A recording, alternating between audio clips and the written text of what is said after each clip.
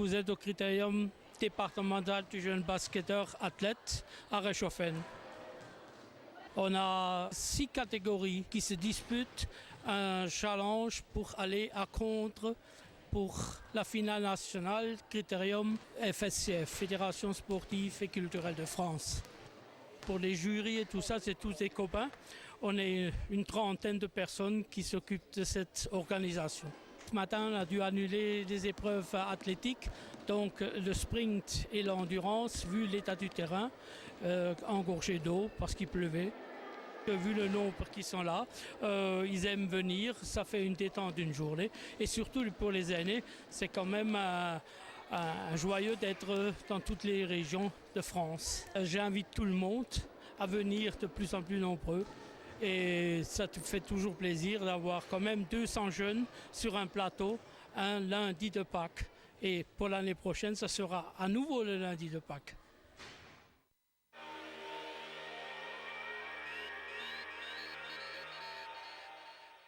Alors cette exposition traite de l'eau douce dans l'Antiquité romaine. On est parti du fait que Niederbronn est une ville thermale chez les Romains à partir du 1er siècle de notre ère. Et ensuite on est parti dans plein de directions différentes en se disant pourquoi pas aller voir du côté des pompiers, aller voir du côté de la navigation fluviale, de l'eau dans l'art, de plein de choses très différentes. Alors il y a certains objets dont je suis particulièrement fier dans cette exposition. Il y a l'objet qui représente un pèlerin en train de faire une offrande à un dieu de l'eau qui a été trouvé dans une source du côté de Nancy. Et il y a par exemple un graffiti licencieux, donc avec une inscription un petit peu à ne pas montrer aux enfants, qui a été trouvé dans des thermes. Donc, comme de nos jours on trouve des graffitis dans les toilettes, chez les Romains ça existait déjà, on trouvait ça dans les thermes. Les Romains ont eu le génie de l'eau, ils ont su l'apprivoiser, c'est quelque chose qu'ils ont vraiment maîtrisé, bien plus que les Grecs, que les Égyptiens. Ils ont vraiment canalisé l'eau, ils en ont fait des égouts, vraiment ils ont bien bossé.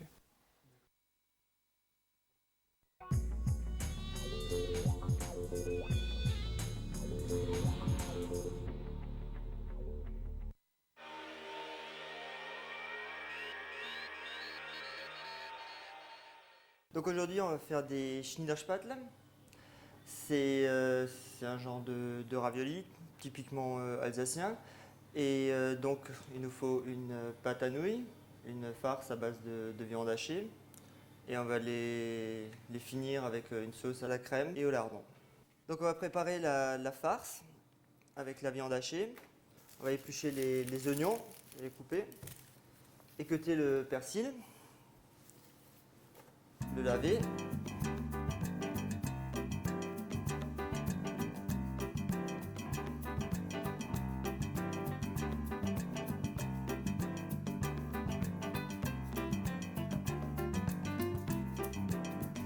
Voilà, donc une fois les oignons émincés, on va les suer dans une poêle avec un petit peu d'huile.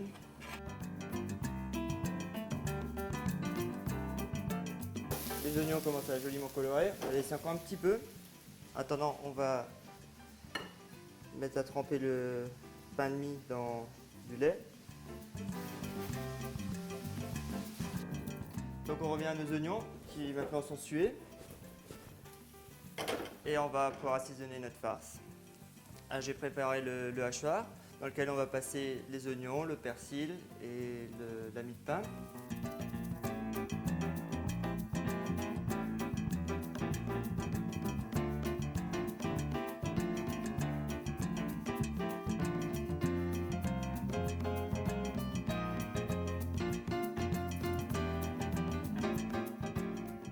Voilà donc notre viande avec nos oignons, notre persil et notre mie de pain.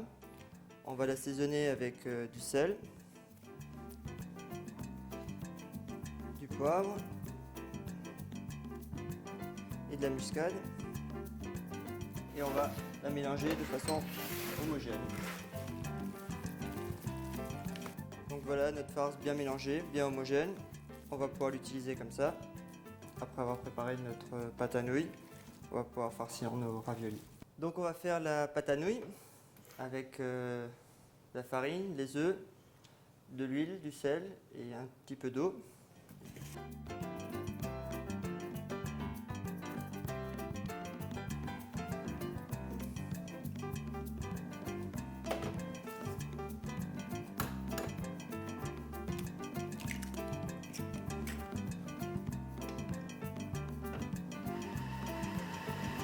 va laisser mélanger et on va rajouter l'eau au fur et à mesure, car la quantité d'eau varie toujours un peu en fonction de la qualité de la farine et surtout de la taille des œufs.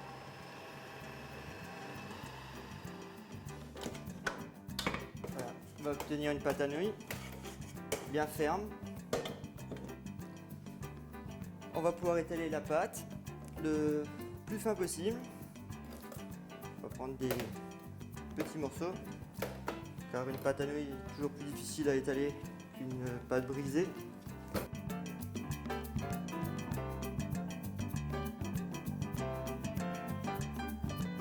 De temps en temps, on va tourner la pâte d'un quart de tour, de façon à avoir une bonne régularité dans l'épaisseur.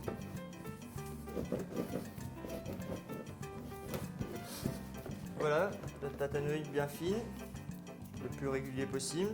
Alors, comme une vraie pâte à nouilles, on a beau la chiffonner, à part la froisser un petit peu, elle ne devrait pas coller.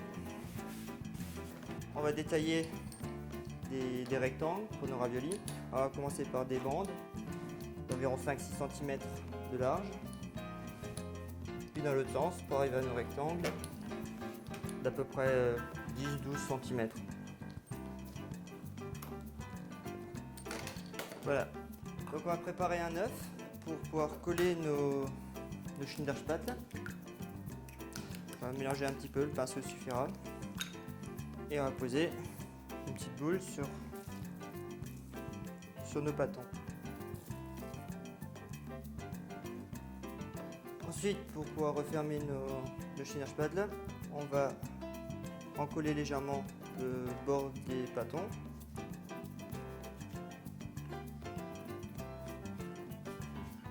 Puis ensuite, on va les refermer.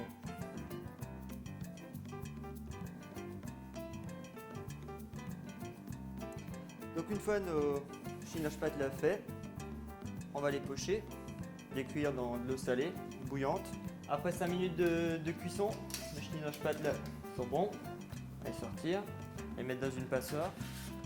La plus grande, la plus large sera la meilleure, car ils éviteront de coller.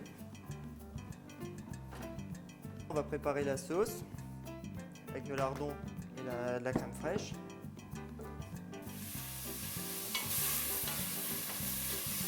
Voilà, c'est bon, on va pouvoir ajouter la crème.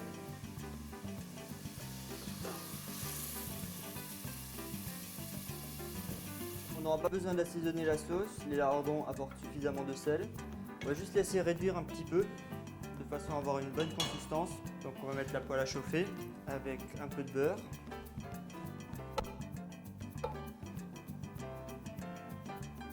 On va y disposer les Schnitzerspatel.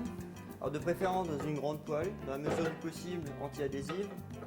Ça permettra un travail plus facile. Et on va les disposer joliment.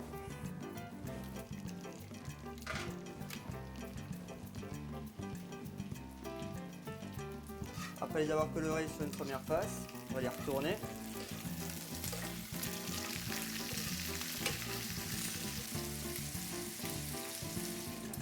Donc on va dresser notre assiette de Schnitzerspatel, environ 5 pièces. On va garnir d'un peu de sauce. Et pour la couleur, un petit peu de persil haché qui relèvera son goût. Voilà.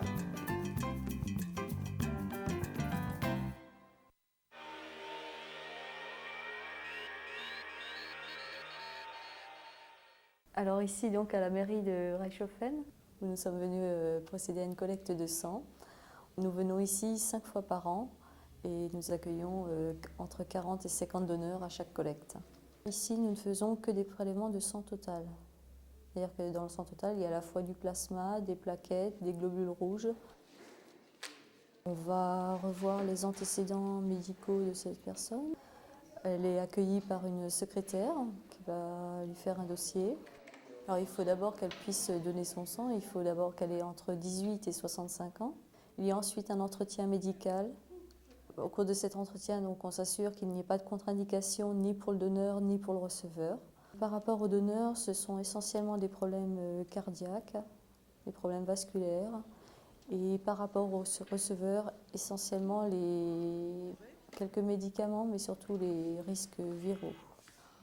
Ensuite, l'étape de prélèvement est relativement courte, ça dure entre 5 et 10 minutes. Le prélèvement est le même pour tout le monde, c'est 460 ml. Tout le matériel est à usage unique. Ça se fait tout seul. Pour certaines personnes, lorsque le calibre des veines est un peu plus faible, on leur demande de pomper, en fait, d'activer la circulation veineuse.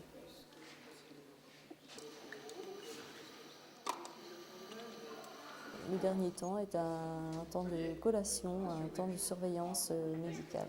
Alors, il est important de se reposer un petit peu, une dizaine de minutes, et de bien boire surtout. L'alimentation, c'est fonction de ce qu'elle a été durant la journée, mais c'est important de bien boire. Et surtout, ce temps nous permet de surveiller les gens quelques minutes après leur don. Le corps humain contient à peu près 5 litres, donc là on prélève 460 ml, il en reste suffisamment assez et le liquide est très vite reconstitué dans les heures qui suivent. Ces prélèvements-là ne sont pas transfusés comme tels, ils seront traités. On sépare le plasma des globules rouges et des plaquettes. Et ces produits sont destinés à des gens qui ont des hémorragies à la suite d'accidents, à des anémiques, à des leucémiques, à des greffés. Nous comptons sur vous, puisque à l'heure actuelle, nous n'avons toujours qu'un autre moyen. Il n'y a toujours pas de produit de substitution. Il y a eu une baisse ces dernières années et le mois de mai et l'été sont généralement des périodes difficiles. Les collectes de Reichshoffen l'an dernier ont permis de récolter 215 dons. Sachant que nous avons besoin en Alsace de 500 dons par jour.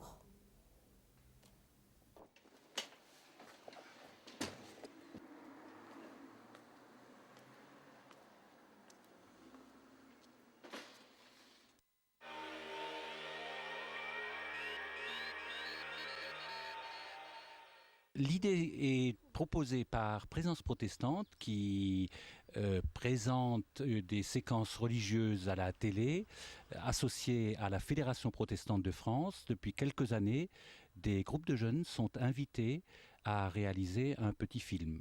Cette année, conditions techniques 4 minutes, pas plus, sur le thème à la recherche du 11e commandement. Nous avons choisi la nature, donc l'environnement et sa protection. Disons qu'on est surtout resté sur la localité de Nina-Bronn. On a fait la région, un peu les environs, mais on n'est pas allé très loin et il y avait assez dans le coin, quoi. On a trouvé beaucoup de saleté. Il y a les gens ils jettent beaucoup, quoi. Et on ne s'attendait pas vraiment à ça, quoi. On espère que ces quelques images permettront aux gens qui n'ont pas l'habitude au quotidien de s'occuper de la nature et d'y faire attention.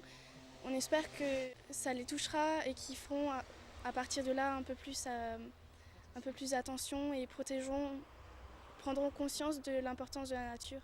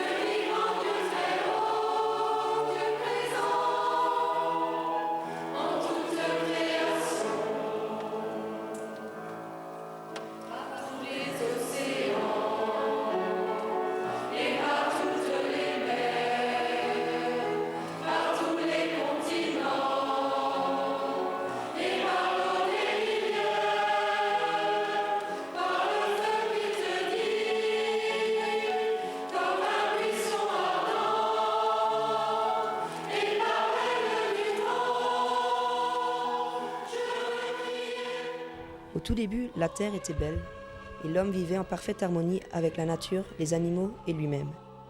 Mais après plusieurs millions d'années, l'homme était enfin assez intelligent. Il dit « Maintenant je vais m'occuper de ma destinée ». Le matin du premier jour, l'homme décida d'être libre et heureux.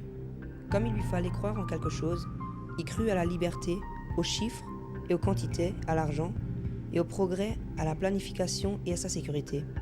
Le deuxième jour, périrent les poissons dans les eaux industrielles, les oiseaux par la pulvérisation des produits chimiques, les animaux de la ferme par une alimentation non appropriée. Le troisième jour, l'herbe des prés, les feuilles des arbres, les fleurs séchèrent car l'homme décidait de la météo et distribuait la pluie selon les plans très précis. Le quatrième jour, 4 des 6 milliards d'humains moururent, les uns de maladies cultivées par l'homme lui-même, les autres de faim parce qu'on ne savait plus planter ce qu'il faut pour se nourrir. Le cinquième jour, un homme a appuyé sur un bouton rouge parce qu'il se sentait menacé. Le feu enveloppait le globe terrestre, les montagnes brûlaient, les mers s'évaporaient et les squelettes de béton dans les villes se dressaient noirs et fumants. Le sixième jour, la lumière s'éteignit. La poussière et la cendre cachèrent le soleil, la lune et les étoiles. Le septième jour, ce fut enfin le calme. La terre était dévastée et vide, et la nuit régnait sur les fissures terrestres qui avaient éclaté sur cette écorce desséchée.